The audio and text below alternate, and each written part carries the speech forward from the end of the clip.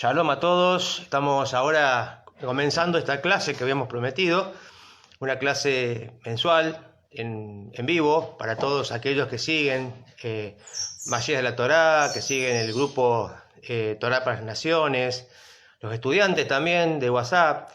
Para todos aquellos que nos están siguiendo, tenemos una nueva clase para ofrecer. Hoy vamos a hablar de los 7 preceptos. ¿Dónde se encuentran?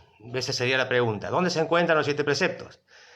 Primeramente quiero saludar a todos a quienes hoy están conectados, así que les agradezco su presencia, a todos de diferentes nacionalidades, de diferentes países, Argentina, México, Colombia, Nicaragua, Chile, seguimos enumerando, no quiero olvidarme de ninguno. Países de Latinoamérica que nos están viendo, escuchando, también España, ¿sí? También tenemos amigos de España que nos escuchan. Muy bien, un agradecimiento especial para comenzar a Néstor Ochoa y Tupac Adamo por colaborar con la realización de este proyecto, de esta clase en vivo mensual. Dedicamos esta clase, este shiur, a la elevación del alma de Elsa Susana Muñoz, hija de Filomena Tapia, y de Cristina Lucila McCulloch, hija de Georgina Morán. Vamos a comenzar entonces haciendo una introducción. En la clase pasada hemos estado viendo acerca de los 7 preceptos universales, nuestra conexión con el Eterno. ¿Qué es nuestra conexión con el Eterno? Justamente los 7 preceptos universales son nuestra espiritualidad. O sea, cuando decimos cómo llevar una vida espiritual, una vida agradable al Eterno, es a través del cumplimiento de los 7 preceptos universales. No hay otra forma.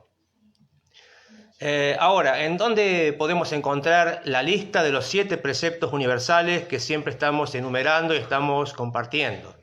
Es una pregunta que se hace muy a menudo. ¿En qué parte de la Torá se encuentran los 7 mandamientos? Las 7 leyes, o en qué parte de la Biblia, dicen algunos, están esos 7 preceptos. Cuando compartimos el mensaje del monoteísmo, lo que realmente dice la Torá acerca de cómo debemos como gentiles vivir, hablamos justamente de los 7 preceptos universales. ¿Y dónde se encuentran estos 7 preceptos universales? Esto es lo que vamos a ver en esta clase. Lo primero que debemos aclarar es lo que se entiende por Torá. ¿Qué es Torá? Bueno, el judaísmo nos enseña que la Torá es tanto la escrita como la oral. La recibió Moshe en el monte Sinai, recibió la Torá escrita, como también la Torá oral. El Pentateuco, el conocido Pentateuco, que consta de 5 libros, los 5 primeros libros de la Biblia hebrea, que es Génesis, Éxodo, Levítico, Números y Deuteronomio. Obviamente, si tenemos que decirlo en hebreo, va a sonar diferente, ¿no?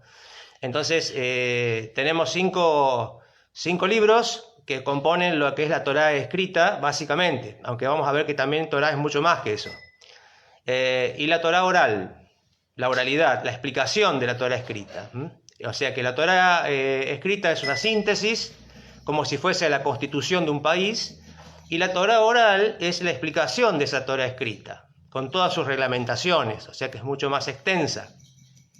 Allí se encuentran los detalles de asuntos como, por ejemplo, cómo matar de manera correcta a un animal kosher, cómo se debe hacer una mezuzá para colgar, para poner justamente en el frente de la casa, al lado de la puerta, cómo deben ser las filacterias o los tefilín que deben utilizar los amigos judíos. Incluso por Torá oral se saben también incluso las vocales del texto hebreo de la Torá escrita. O sea, la Torá escrita, como ustedes habrán escuchado en algún momento, el hebreo está formado por consonantes, no vocales. Entonces, ¿cómo se expresa una palabra? Se puede expresar de diferentes formas. Entonces, ¿cómo se sabe que esa palabra escrita en el texto de la Torá se expresa de una determinada manera? Eso es por Torá oral. Por Torá oral se sabe cómo se pronuncia cada palabra, qué vocales van entre medio de esas consonantes. Bien.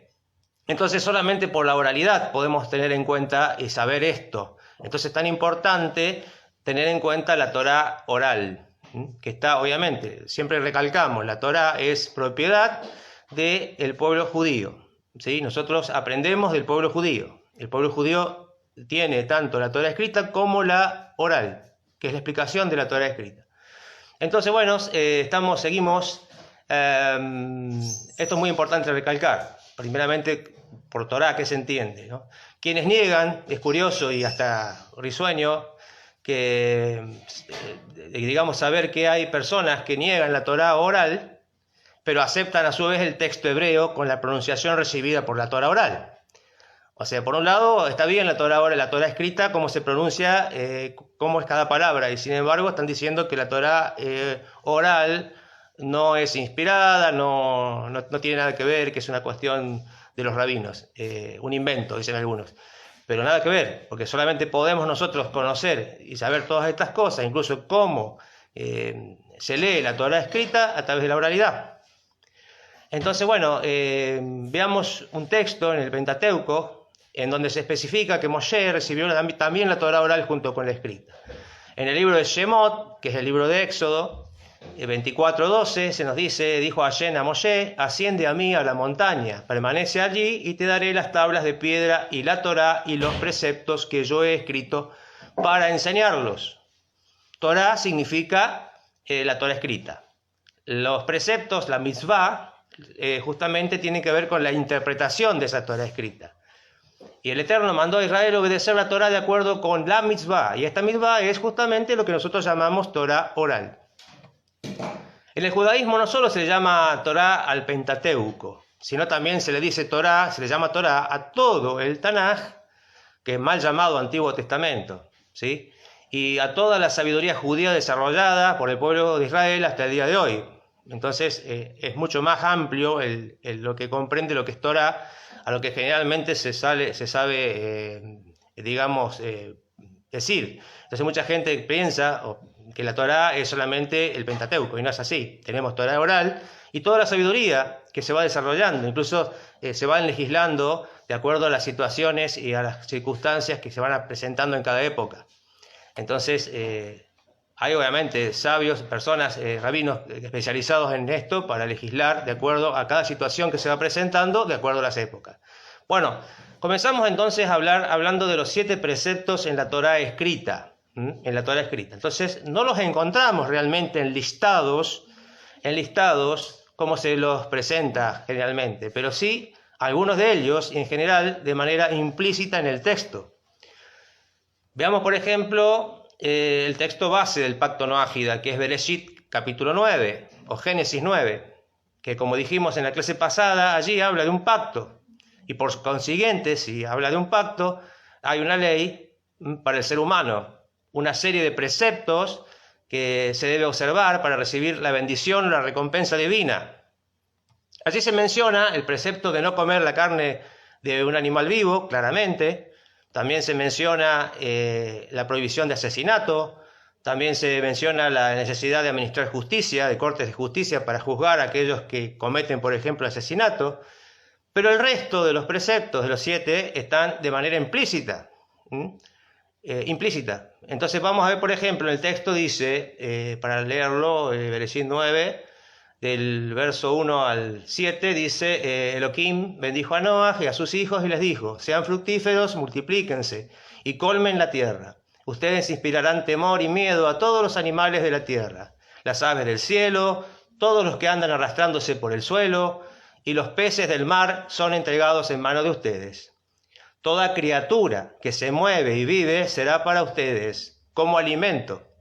Así como en su momento les autoricé los vegetales, ahora les autorizo todo. Pero acá dice, pero la carne con su sangre de vida no deberán ingerir. Aquí tenemos un precepto. No obstante, de la sangre de sus propias almas pediré cuenta. O sea que hablamos también de la prohibición de asesinato. Pediré cuenta de todo animal, y de mano del hombre, de un hombre respecto de su hermano, pediré cuenta de toda vida humana. El que derrame la sangre del hombre deberá morir a manos del hombre. Aquí también implica lo que es justicia humana, ¿no? Que obviamente está ordenada por Dios desde el comienzo. Pues a la imagen de Elohim, Él hizo al hombre. Y en cuanto a ustedes, fructifíquense y multiplíquense, reproduzcanse en la tierra y multiplíquense en ella. Este es el texto básico, Lo estoy leyendo desde la traducción Torah Temet. Los demás preceptos se encuentran implícitos en el texto. Por ejemplo, tenemos no cometer idolatría. ¿Dónde estaría? Bueno, este pacto es justamente el pacto noágida entre el Creador, bendito sea su nombre, y la humanidad. Entonces no hay lugar para otros dioses, no hay lugar para dioses ajenos. La fidelidad es exclusiva al Creador. Entonces aquí también se implica lo que es la cuestión de no idolatría. En el verso 6 se nos recuerda, pues a la imagen de Elohim él hizo al hombre, o sea, imagen de Dios en contraposición con hacer imágenes de ídolos. Después tenemos, por ejemplo, no blasfemar contra el Eterno. En el texto, bueno, ¿cómo puede el hombre hablar en contra de quien le ha dado vida, le ha dado dominio, le ha dado poder? ¿Cómo maldecir a aquel quien le ha bendecido? Justamente acá dice, Elohim bendijo a Noaj y a sus hijos, bendijo a Noaj y a sus hijos. Entonces, ¿cómo podemos maldecir o blasfemar en contra de aquel que nos bendice? Después tenemos, con respecto al precepto, no cometer inmoralidades sexuales. Porque el Creador bendice al hombre para que sea fecundo y se multiplique, y que sus descendientes tengan conciencia de quiénes son sus progenitores. O sea, que tengan conciencia de que hay una familia, de que hay padres, de que hay abuelos. Entonces, por lo tanto, implica un ordenamiento en cuanto también a las relaciones sexuales, que tiene que ver en el marco del matrimonio. Ya que el texto dice en el verso 9, miren, yo establezco mi pacto con ustedes y con sus descendientes. Aquí hay una cuestión de descendencia, un ordenamiento, como decíamos, una familia. Y también tenemos ahora el último, que es no robar, ya que solo nos pertenece aquello que nos es entregado en nuestras manos, como dice el verso 2, refiriéndose, por ejemplo, a los animales para alimento. Entonces, obviamente, hay algo que nos pertenece y algo que no nos pertenece. Lo que se nos entrega en mano es nuestro, y lo que no se nos entrega en mano, bueno, es de otro. Por lo tanto, no tenemos derecho a tomar lo que no nos pertenece. Y en el verso 5 también se puede traducir, de la mano de la persona y de lo que tomó alguien de su compañero les reclamaré. También puede ser tomado en el sentido del robo. Bien, también se nos enseña, o nos enseña el Talmud, que es ya Torah oral, que en el pasaje bíblico de Bereshit, capítulo 2, versos 16 y 17, en donde el Eterno le da a Adán y a Javá, Adán y Eva, el mandamiento de no comer del árbol del conocimiento del bien y del mal, que allí está encriptado, en cada palabra de ese texto, están encriptados los 7 preceptos universales. Esto es una manera de curiosidad o como algo aparte, que nos llevaría toda una clase para poder hablar de esto. Pero también tenemos esto como un dato importante para aportar en cuanto a esto. Muy bien. Ahora pasamos a una segunda parte, que es interesante también, que es los ejemplos de los 7 preceptos en la Biblia hebrea. Hay ejemplos, o sea que estos preceptos han sido reconocidos. Ha habido una moral, una ética y obviamente preceptos que la gente lo tenía en claro en aquella época, el comienzo, ¿no? Y vamos a ver, por ejemplo, a lo largo del Tanaj, por ejemplo, algunos pasajes, algunos casos especiales, donde vemos esos preceptos que la gente lo conocía o tenía conciencia de ellos. Por ejemplo, en el caso de no cometer idolatría, se cita generalmente Primera de Reyes 5, 15 al 17, refiriéndose a Naamán, el sirio, en donde él termina reconociendo, después de ser curado, ¿no? Si conoce la historia, lo puede leer en Primera de Reyes, después de ser curado, después de ser sanado por el Eterno, entonces reconoce que hay un solo y un único Dios, y nada más. El Dios del pueblo de Israel, el Dios del pueblo judío, y se compromete a su vez a no adorar ídolos. Entonces está clarito en este caso con Naamán el sirio, ¿no? Es un ejemplo muy, muy común que se cita. Después tenemos, por ejemplo, con respecto a no blasfemar, el caso de Job.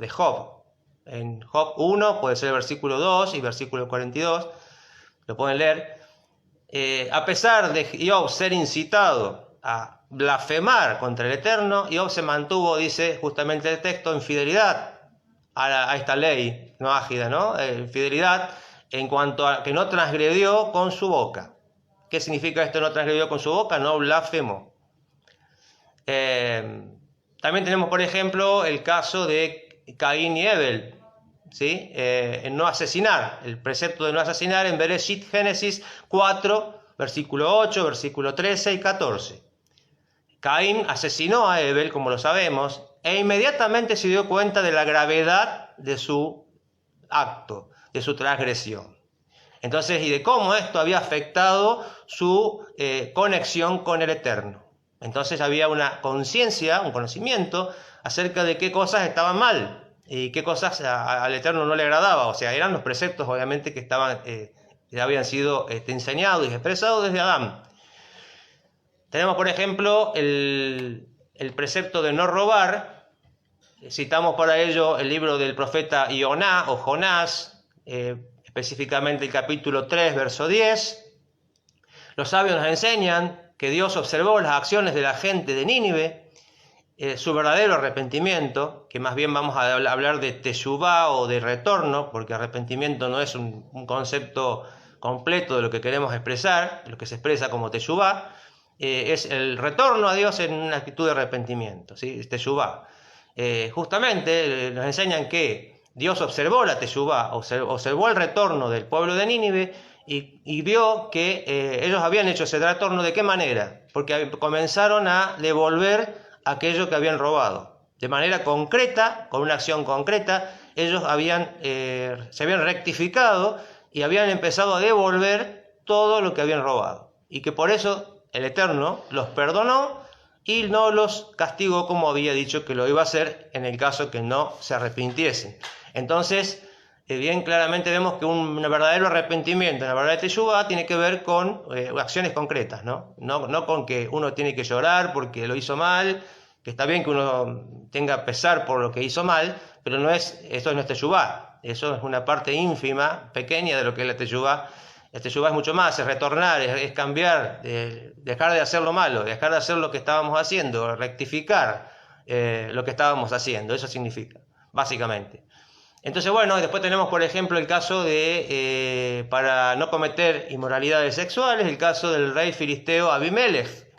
Abimelech creyó que Sará era la hermana de Abraham, entonces la quiso tomar como esposa. Pero el Eterno le advirtió en sueños que ella era una mujer casada y que si la tomaba cometería una grave transgresión. Entonces ahí tenemos también la transgresión de no cometer inmoralidades sexuales, claramente en un ejemplo como este. Después seguimos con el no comer la carne de un animal vivo. Nos cuenta el Midrash, que también es de Torah oral, que Yosef, el hijo de Jacob, cada vez que veía que sus hermanos hacían algo incorrecto, iba y le informaba a su padre Jacob de lo que estaban haciendo mal. Y se hace mención, justamente en el Midrash, que una de las cosas que informó Yosef a su padre Jacob fue que estos habían comido la carne de un animal vivo. Entonces ahí está claro que tenían conciencia de ese precepto también, que bueno, está claramente expresado en el texto de Bereshit 9. Y finalmente, vamos a dar como ejemplo para el caso de no dejar de establecer corte de justicia, el caso de lo que pasó con el príncipe Shechem y Diná, la hija de Jacob. Bueno, nos explican los sabios que ante el abuso sexual que hizo el príncipe Shechem con Diná, la hija de Jacob, todo el pueblo fue considerado cómplice de la transgresión de su gobernante, al no haberlo juzgado correctamente. Entonces por eso vino el castigo por mano del cielo sobre esa población, sobre Shechem y sus gobernantes. No solamente el pueblo fue sancionado severamente, sino también sus gobernantes, siendo todos ellos asesinados a sangre fría. Ese fue el castigo por mano del cielo, porque lo que no hace la justicia humana, lo hace la justicia divina. Entonces es mejor que el hombre sea juzgado correctamente por un tribunal en la tierra y pague sus transgresiones, sus faltas correctamente, y no que tenga que caer en manos del cielo, porque en manos del cielo puede pasar como pasó aquí en este caso, que toda la población fue sancionada, completamente asesinada a sangre fría. Entonces, por eso debe existir una justicia en la tierra que funcione lo mejor posible, obviamente. Y para terminar, ya ir terminando y cerrando, ya vamos a leer los saludos de todos los que están conectados, pero vamos a terminar primeramente con la clase. Nos queda todavía el tercer punto, que es la lista de los 7 preceptos universales en la Torá oral. Bien, los 7 preceptos universales se encuentran enlistados, tal como los conocemos, en la Torá oral, específicamente en el Talmud, en el Tratado de Sanedrín 59a. El Talmud es más que simplemente una aplicación de los detalles de la ley judía de acuerdo a cómo fueron expuestos en la Mishnah. Justamente es como la enciclopedia de toda la existencia judía, el Talmud.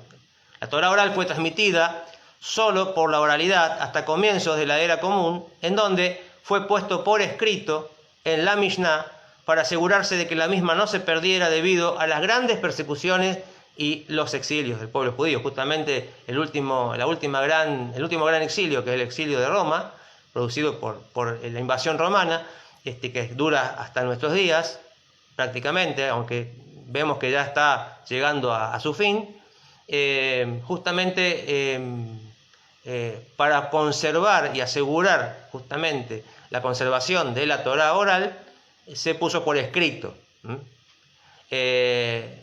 Después tenemos el caso del rabino Moshe ben Maimón, conocido como Maimónides o el Rambam, que compiló toda la ley judía en su obra monumental llamada Mishneh Torah, o reiteración de la ley, reiteración de la Torah, que consta de 1000 capítulos, y allí, justamente en Leyes de los Reyes, capítulo 9, toma estos 7 preceptos del Talmud y los incluye nuevamente, los incluye en su obra.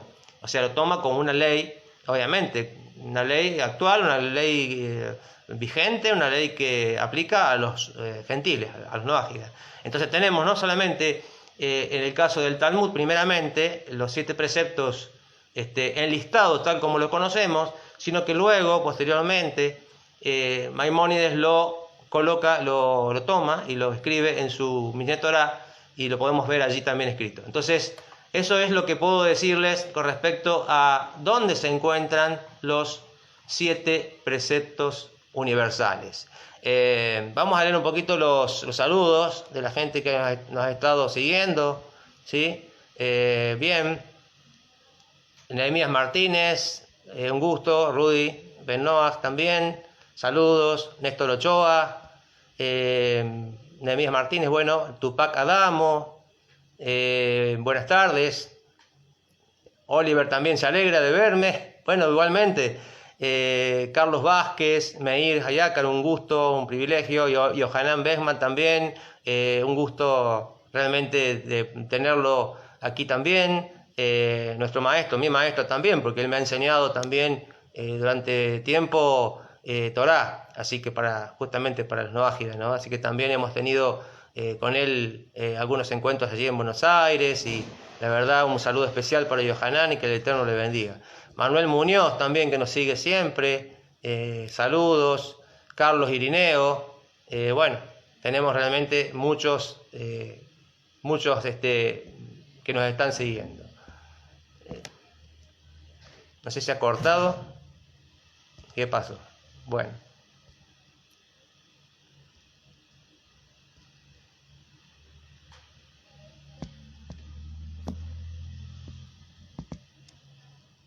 Ahí está. Bueno, recién se había ido la imagen. Estamos conectados, estábamos saludando. Bueno, también Carlos Irineo, Eduardo Gutiérrez, Shalom, Abraham Levy también, de México, Johanan Benenoach también, muy bien. Pregunta, ¿se puede hacer transfusión de sangre para salvar a un hermano? Claro que sí, es una obligación nuestra velar por la vida de los demás, o sea, tratar de salvar las vidas de los demás de la manera correcta, o sea que se estimula justamente este tipo de acciones de transfusión de sangre. No está para nada permitido, al contrario. Bien, nosotros en Bereshit 9 se habla de no comer la carne de un animal vivo, no comer la sangre, justamente para poder expresar lo que significa no comer la carne de un animal vivo, cuando hablamos de el hebreo justamente utiliza que es la carne con su alma, mientras está en vida. Entonces, con su sangre circulando sería, por eso. Entonces no tomemos esto como que está prohibido comer sangre. Humberto Jalina, saludos, gracias. Victoria Villarreal, bien. Jaime Aristides Romero, Medardo Parra, saludos de Chile. También de Chile Manuel Muñoz, también de Chile. Bueno, y Jaime Aristides Romero Reyes, de El Salvador también, desea muchas bendiciones. Y Abraham Levy, bueno, bien. También, bueno, Carlos Irineo dice desde la Ciudad de México. Muy bien, una pregunta más y ya estamos terminando. ¿Un Bnei Noach puede usar anticonceptivos o es una transgresión? Dice aquí. Sí, se puede utilizar. Obviamente que para eso tenemos que estudiar un poco más del tema. Sí se puede, pero hay que estudiar más del tema. No estamos obviamente en una clase sobre el tema, pero básicamente sí se puede. Pero hay que estudiar sobre cómo y qué, ¿sí? ¿Qué tipo? Entonces, bueno, muy bien. Acá tenemos Humberto Jalina también de Nicaragua. Saludos. Fede Matillahu también. Bueno, un saludo para todos y ha sido un gusto realmente tenerlos en esta clase, esta segunda clase, y esperamos que se pueda repetir el próximo mes. Ya veremos el horario, ya veremos el tema, pero estos temas que estamos, digamos, compartiendo una vez al mes son para orientación a los no judíos o los gentiles, los no ágidas. Son clases de orientación, ¿sí? Para meditar, para reflexionar acerca de temas que nos hacen, que tienen que ver con nosotros, ¿no? con los no ágidas. Así que bueno, los saludo a todos cordialmente y los espero en la próxima clase que tendremos, si el Eterno así lo quiere, en el mes de julio. Bueno, quedo a su disposición, cualquier cosa. Como ustedes saben, Torá para las Naciones digamos, un trabajo que se está realizando a través de los distintos medios web para llevar el mensaje de la Torá a las naciones. Así que aquellos que puedan apoyar, que puedan difundir, incluso compartir material que estamos produciendo, compartiendo de otros sitios, que lo sigan haciendo, que nos ayuden en esta tarea. Bueno, acá también vemos a Saúl Gobea, también un saludo enorme, que está haciendo un enorme trabajo también muy importante junto al Rabino Groisman, ¿sí? Así que, bueno, a su disposición quedo entonces para cualquier necesidad. Shalom, shalom, nos estamos viendo entonces en el próximo encuentro.